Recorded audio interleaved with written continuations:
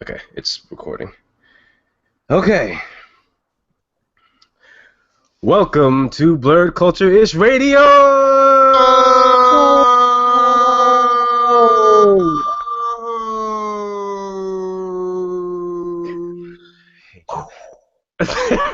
Different from our normal By Sneaky podcast where we can just vibe out and talk about whatever we want happening in the nerdtainment industry today. I'm joined by my co-host Ethan. This is Ethan. I'm known to be quite vexing. I'm just forewarning you. And Sean. Hi, I'm Sean. I'm not as mad this week. Hey!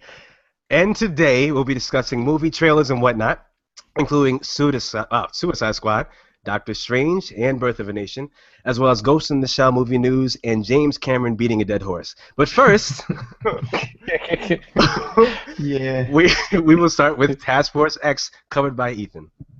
Suicide Squad. So that trailer was everything. I'd first like to talk about the music that they're choosing for their trailers is magic. It's just adding to the frenetic pace of the entire film. Also, I'd like to mention the fact that these trailers are pretty awesome because we still really don't know what's going on. We know the why they're getting together, but we don't really know the what's happening. And I feel like that's really adding to the anticipation of this film. And also, they can't use that same excuse that they used for BBS for the whole doomsday situation of showing too much information, because if you can sort out exactly what's happening, you need an award. Also, I am in love with Margot Robbie. That is a fact. Her Harley Quinn is fantastic. I'm calling it ahead of time. Scene stealer, as well as Jared Leto as Joker. He honestly convinced me before he became the Joker. He was like, oh, me too. They're me like, too. Jared Leto is Joker. I'm like, yeah, absolutely. Because he's probably more like the Joker than he is any other character that he's played for in the past. Especially how deep he dug into that Dallas Buyers Club movie where he became the woman. I'm like, okay, well then, there's no one else that could be Joker. But actually, just to go back to when you were talking about the soundtrack, this soundtrack is apparently supposed to be amazing. They actually have original tracks from people coming in too. Like who? The biggest one that threw me off is Young Thug. What? Young Thug made, of course. It's so weird, but it kind of is perfect for him. If you look at Young Thug and his music in that movie, you're like, oh, this makes perfect sense. Yeah. And then you have Grace is the girl who sang that first song on the new trailer, the You Don't Owe Me, and then Bohemian Rhapsody for the first trailer.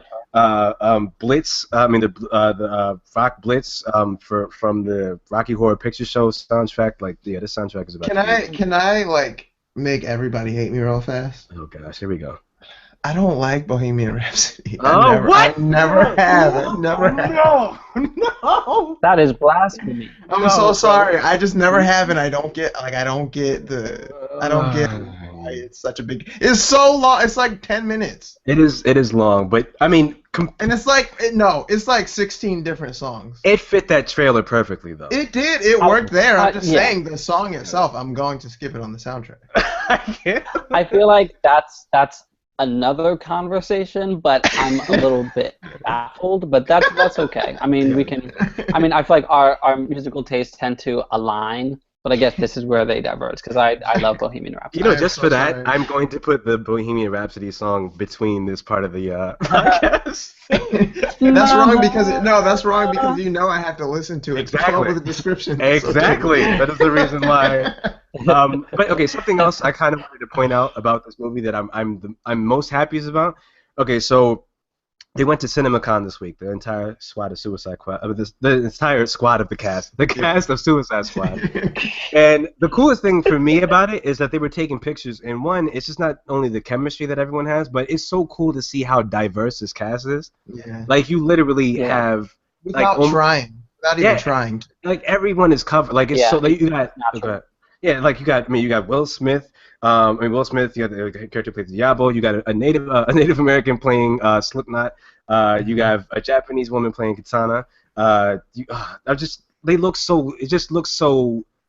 It's supposed to be it doesn't look forced. They looked happy about playing the movie. So Right. It doesn't look like they put out a casting call and said how many people of rainbow colors can we get for this movie. beautiful. It's a beautiful cast. But anyway, let's just talk about what's happened in this trailer. First, the way they start the Batman. trailer out. Oh, not. I wanted to save it for last. But Okay, all right. Okay, because I mean he's like obviously because there's a bunch I want to get into about him, but my favorite part, well, not my favorite part, but it was just so awesome to hear like the first words said in the trailer. It was imagine if Superman came down from the sky, ripped open the roof of the White House, took the president, and then disappeared. Who would stop him, right? Mm-hmm. And in my brain, I was like, is Superman gonna be in this movie? In my brain, I was like, literally not a single one of these people is gonna stop him. Everyone says that. That's funny. So true. That's very true. But I mean, someone might have leftover kryptonite from it just in case.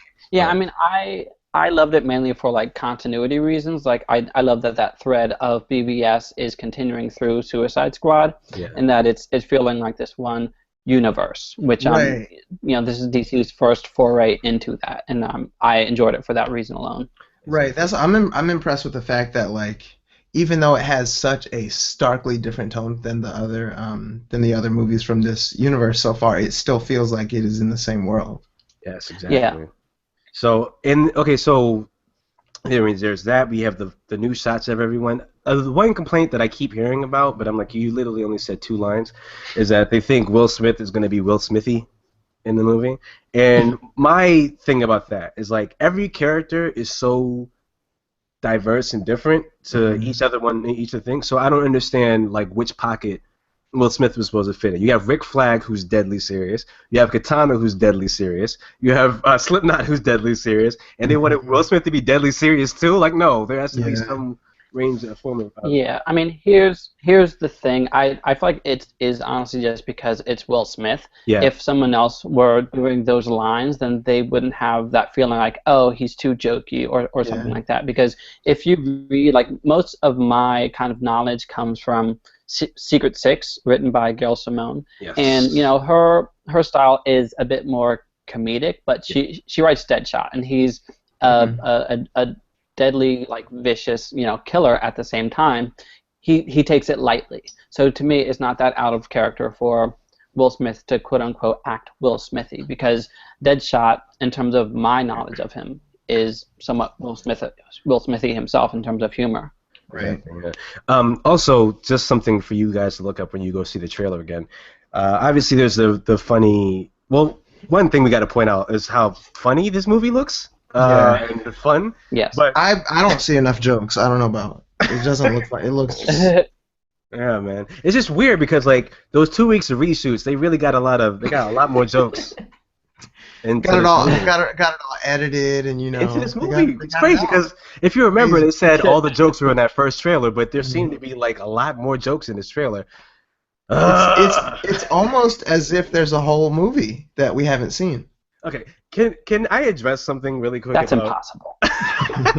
About these reshoots? Okay, so this is why I knew those reshoots rumors about it being funny was fake. In August of last year, they interviewed David Ayer, and they asked David Ayer, what's one of these things that you'll think audience will find the most surprising about this movie? And he literally said, verbatim, you can look it up, people will be surprised how fun this movie is going to be. In August. He said that in August. So if we thought everything fun was going to be done in the first trailer, like... I'm not sure how you can expect that. You look at the logo and there's like a happy face on it. Come on. Come on, man. Yeah.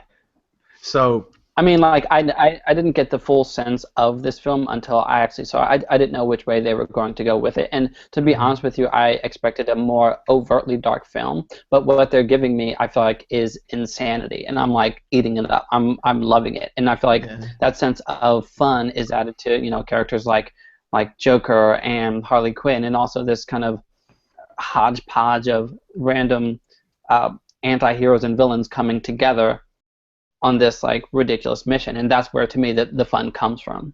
Mm-hmm. You heard it here first. Ethan is insane. Yeah.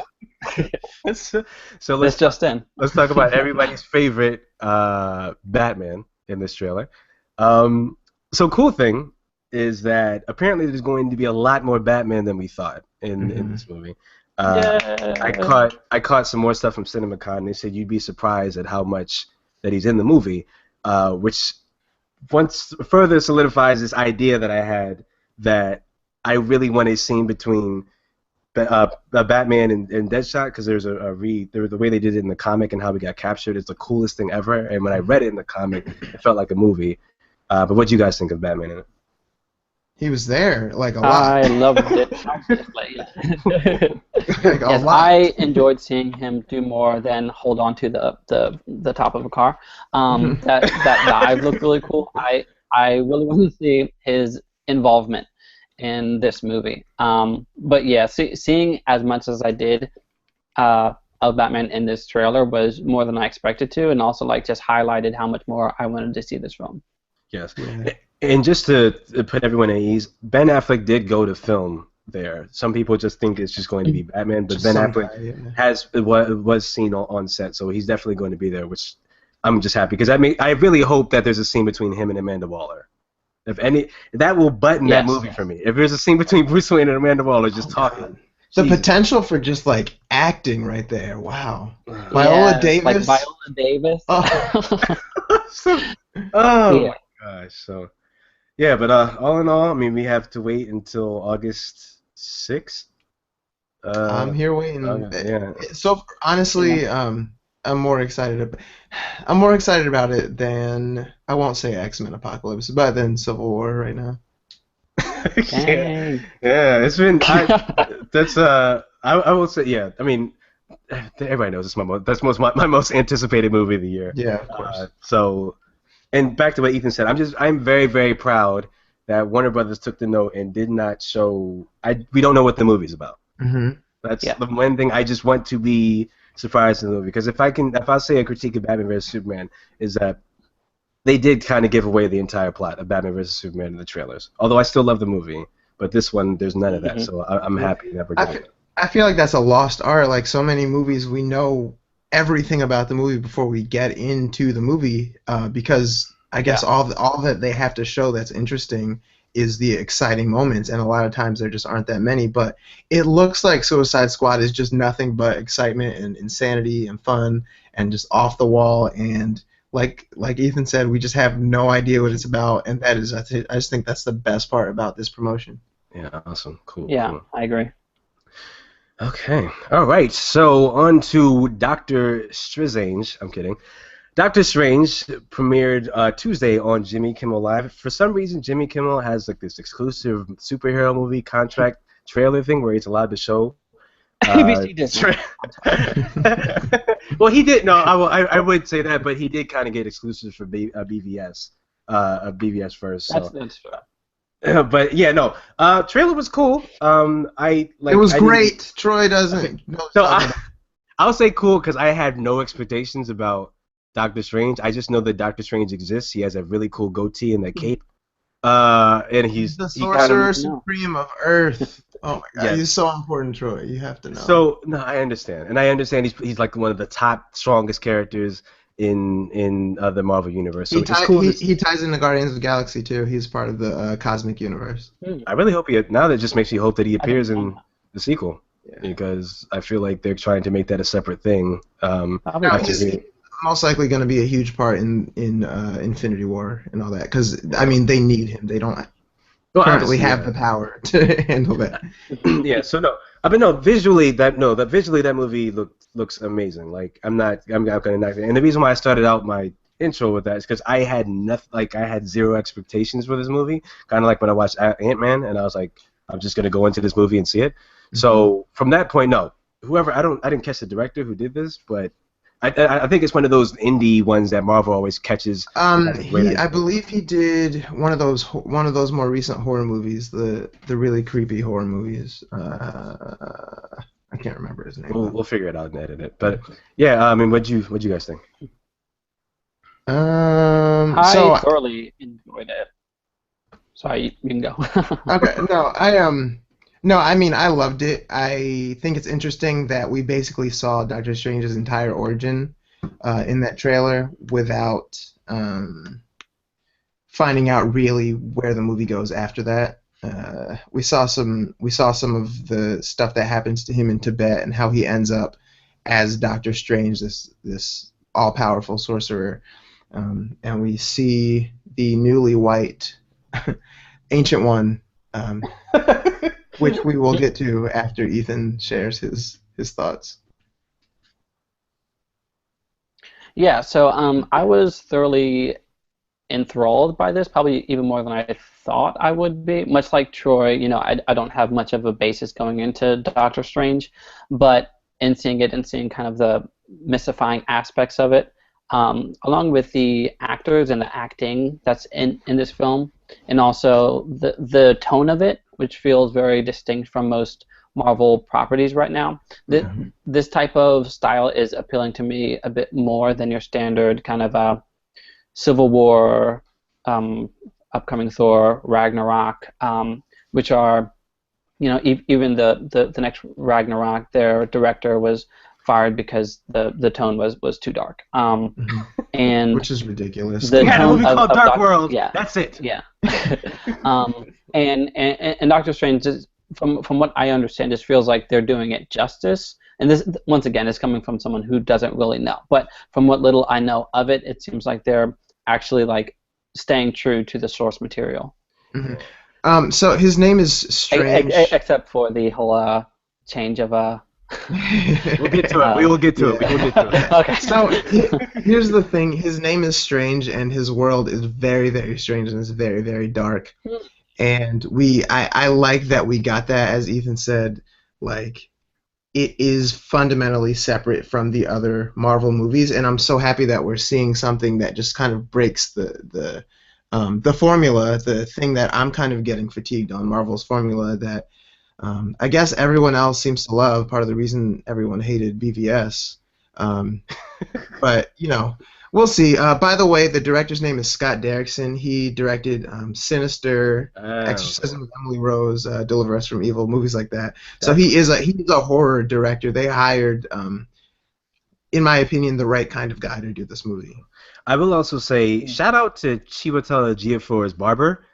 His haircut. Didn't we say at the? That is so bad. let me go in on Chiwetel. Special mention.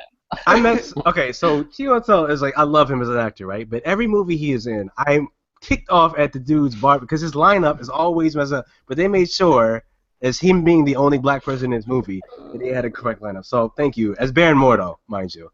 Shout out to Chiwetel. I love that note. Okay. I love that that's your takeaway. I had to, because I will say, okay, so I would say if I show that to my mom, right? I don't know if she would get it. That's the only problem I have with the trailer, is that like she just knows that it's a part of that universe, but there's nothing out beyond that could make her think, what is this about? Like nothing other than the visuals. Like I don't know what would grab her from it, and that's my only hiccup. Where's about Iron Man? Where's Iron?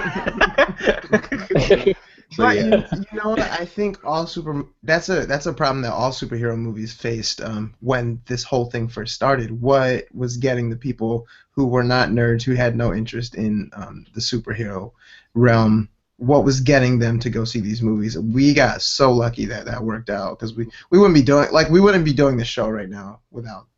Right, if it wasn't as popular. You're right. I mean, I would. Y'all two wouldn't, though. So, okay, that would be a bad show. Yeah. I mean, I certainly wouldn't listen. Word. Okay, I was about to do my Denzel Washington. Y'all like guys on me? Without me? Okay. But yes. Okay. So now let's talk about Tilda Swinton. Yeah. AKA female David Bowie. AKA Ancient One in this movie. I'm just going to give a brief thing, and then I'll let Sean detail it more. She plays a character named the Ancient One. Now, the Ancient One is responsible for teaching Doctor Strange his powers, which is Benedict Cumberbatch's character in the movie. Now, the reason why we want to talk about this is because the Ancient One in the comic is a man from Tibet.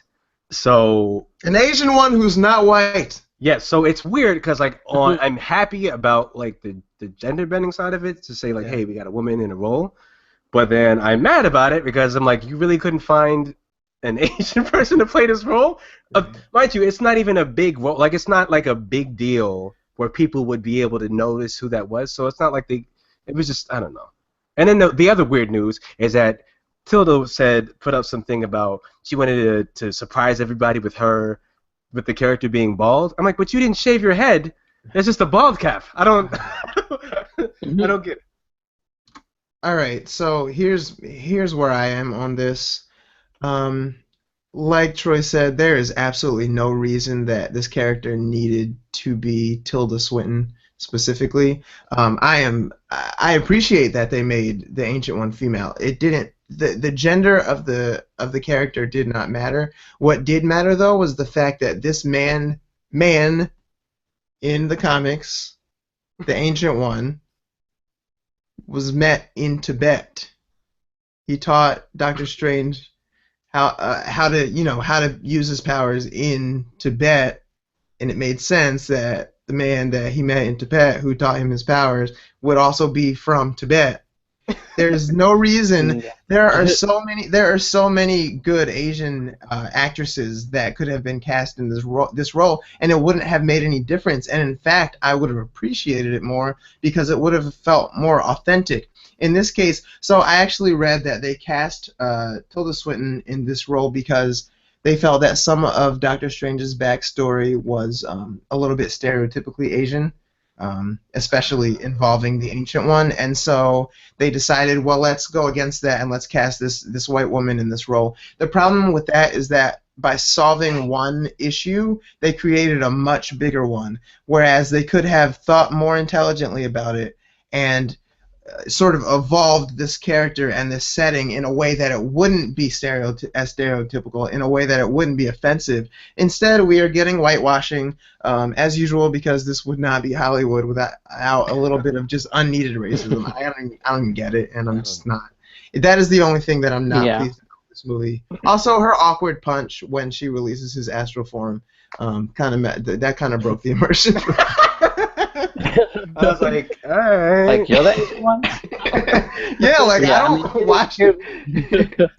How ancient are you? Yeah, like, the thing is, that punch worked. The thing is that Hollywood has a history of white savior complex, and it's a serious thing that definitely needs to be addressed and fixed. I feel like the answer to avoiding a stereotype isn't just, oh, make them white or make them, female. Like, you have to think deeper than that, as Hump said, and I feel like they definitely did not do that. It's kind of my same issues with Iron Fist. Once again, I don't know too much about Marvel's history, but I feel like with this subject matter with Asian culture, you can do it in a very sophisticated and modern way so that it doesn't feel like a stereotype. Yeah. You just have to think more critically and not going for the obvious status quo. Exactly. Especially speaking of race washing and status quo, let's talk about this Ghost in the Shell news. Woo! Woo! Can't wait. So, Ghost in the Shell is a movie that is aiming to come out, I think, 2017, starring Scarlett Johansson. The plot is based off a 1995 anime, keyword anime, where a cyborg policewoman and her partner hunt a mysterious and powerful hacker called the Puppet Master. Now, they released the first official picture from it, and it's Scarlett Johansson playing the lead character, and it's just her looking out a window in a jungle, I guess, kind of weird, and her having dark hair. So, big deal about this is that the anime part would point to the fact that this character is supposed to be an Asian character, and they couldn't fathom casting an Asian character in this movie. Even more offensive news, I don't know if you guys knew this, but it was just found out that the producers tried to add video effects to make the white characters in the movie look more Asian. I am actively reading that. No. I cannot believe it. I can't believe this. I'm looking at it right now. I can't. Why? Stop! I shouldn't be shocked at this point, and yet here we are.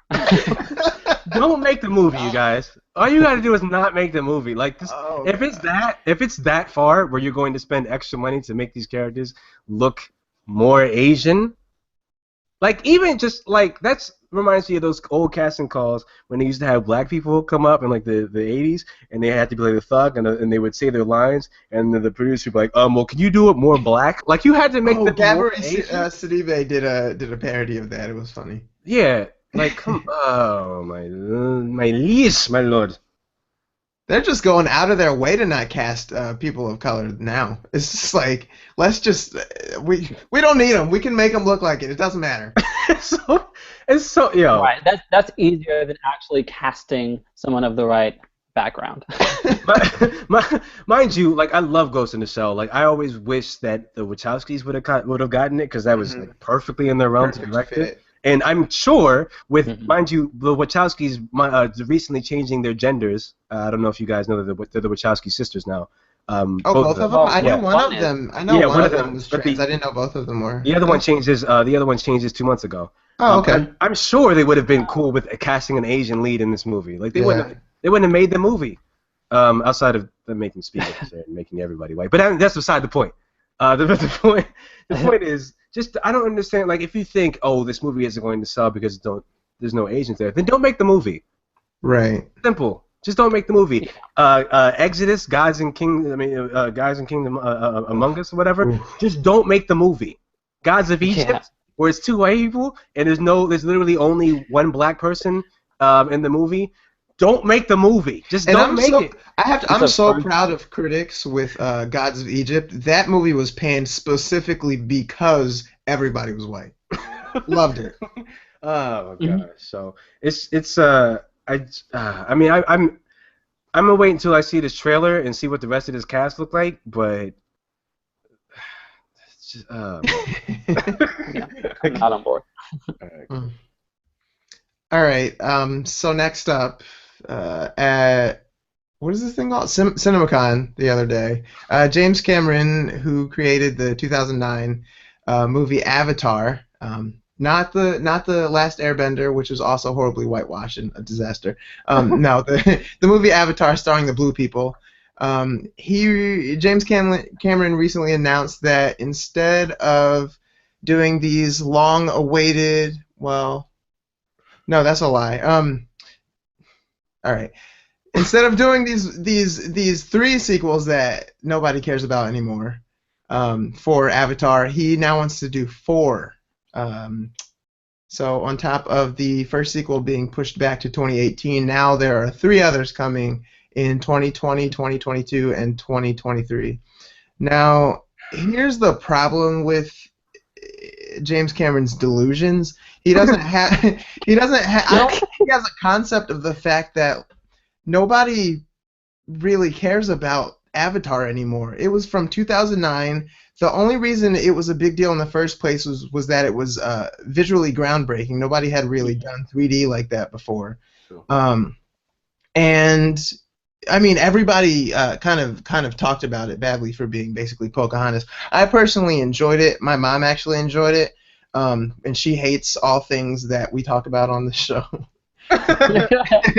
So yeah, she was one of many people though who didn't care for sci-fi, who enjoyed the movie, but that was it. Nobody cared about it. Nobody remembers anything in particular about it, and so James Cameron needs to realize that. Like, not only do we not need sequels anymore, we certainly don't need 4. Like, just leave it alone. This horse is dead. It is done. It is just mush in the ground. Just leave it alone. I'm only going to say one thing about this. James Cameron said Terminator Genesis was amazing. Well, there you go. That says it all. I will point out that along with Pocahontas, it was also referenced to be similar to Fern Gully. Yes. And also, like, I saw, Avatar, of course, during the whole, like, Avatar kind of haze. And, like, looking back on it, I'm just like, was it that good, really? Yeah, like, I'm sure it wasn't, like awful, but I feel like I don't think it was as groundbreaking as people made it out to be, except for the visual aspects and the camera work and all that. Exactly. We were excited to see a movie that looked like this. Didn't have it before, and I think Yeah. we were kind of blinded by it. Like I said, I liked it, but I have seen it again, and it wasn't anything special. I don't remember the storyline, and that's about it. That's all I have to say about it. Yeah. Basically, just go watch Fern Gully. That's an amazing movie. Yeah, it is. I love Pocahontas Scully. is also enjoyable. Yeah, that's Colors of the Wind. Yeah, Yes. I want to sing it real bad, but we're getting close on time, so I okay. don't Cool. Thank you. Maybe Yeah. at the end. We'll save it. know. Okay. And last bit of news, we have the Birth of a Nation trailer finally released today, April 15th. The story is a movie about Nat Turner, a former slave in America, leads a liberation movement in 1831 to free African Americans in Virginia that results in a violent retaliation from whites. Now, it's based off a book, playing that came out in 1915. And what's so amazing about this movie is that it is directed, funded, and led by the actor in the film, Nate Parker. Nate Parker is dope. Like Nate Parker, he was in Red Tails. There's this Tuskegee Airmen movie that George Lucas made. He was in this Beyond Lights movie that came out, was highly underrated. I went into that movie thinking it was gonna be whack, but I ended up liking it a lot. And yeah, it's so cool because like he's been an actor for years now, and he's been saving up all this money to make this movie. And you really don't catch that. Really don't catch that nowadays with anyone, and how important this story is in regards to slavery. It was shown at Sundance, and because of how well received it was done at Sundance, Fox actually bought it, and now the movie's going to come out in a national release in October. So, you guys thoughts on the trailer? It kind of Yeah. hurt my feelings. There's a scene where you see a little white girl walk through the door of her parents' estate, and she's holding a rope. And then the next moment, you see that rope is tied around a little black girl's neck as if she's like a dog, and that just like took me all the way out. I was oof. Yeah. I kind of have this whole opinion about kind of slavery films, and it's like, as much as I feel like our story is needed to be told in that time era, I feel like oftentimes Hollywood has this penchant for focusing on that solely. But where this film is coming from and its perspective, I love first that it's a passion project, Yes. and B that Right. there's more undertones of the freedom aspect of it and kind of our relationship and making sure that occurs. And so it's showing an alternate side of slavery that I feel like often isn't represented, where we'll often just see, uh, the chain aspects and the enslavement Yes. and those sad stories, but we don't see like the redemption and the fight to free ourselves. So that's the part that I most enjoyed about learning about this story. Yeah. I think we are like we're so used to getting the story that I hate to keep making everything about race, but we are literally talking about slavery right now. Yeah. I'm a little bit tired of seeing sort of the white man's desire to tell the black story.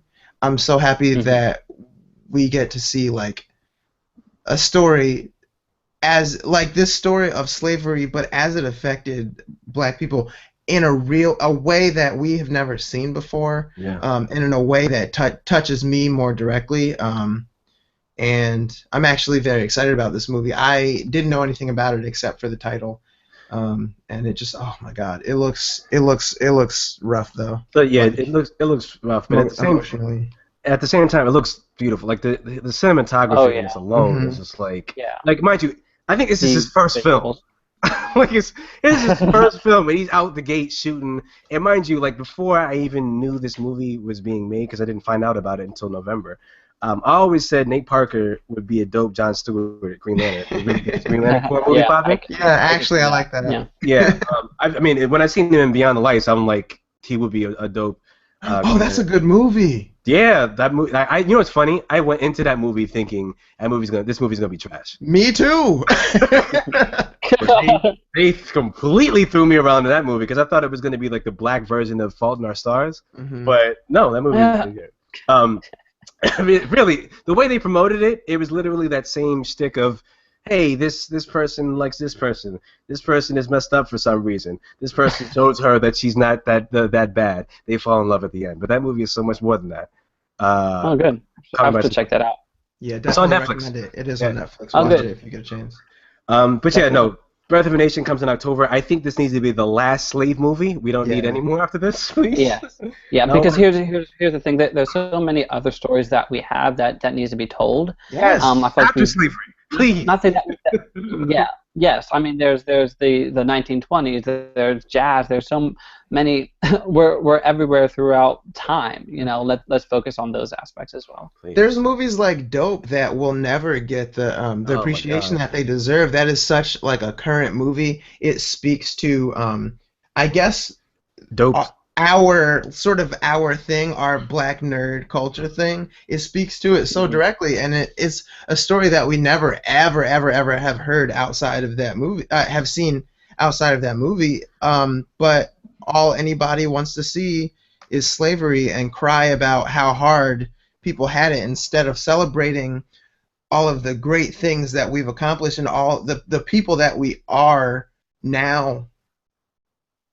Exactly. We aren't defined by one single moment in history. We're defined by all of it. Right. Damn. All right. Well, that's how we got to end the show. Speaking of which, I want a real good Jewish people movie. No more Holocaust either. Please. Oh my God. Something about them just being people. I want to see that. My favorite book is Mouse. Me too. I love that movie. I love that book. I wish that would be made into a movie, but once again, it's about the Holocaust. Well, let's not do it. But no, I would. I mean, I would prefer to not get in the same thing over and over again for Jewish films. But all right. Yeah. Okay, so yes, that was our first edition of Blerd Culture-ish Radio. Remember to follow us on Twitter. We're really funny on there. I promise. We're very funny. Instagram too, putting up memes and stuff all day. Definitely, we're going to start Facebook. Facebook. Yes, we do have a Facebook group. Please like, comment in there, say what you want to like, say what you want to say about it. If it sucks, if it's great, if your mom thinks it's confused by it, like my mom is usually. Yeah. So this once again we're signing off. This is Troy. I'll catch y'all later. This is Ethan. Say something. Ethan, laters. And Sean. Bye.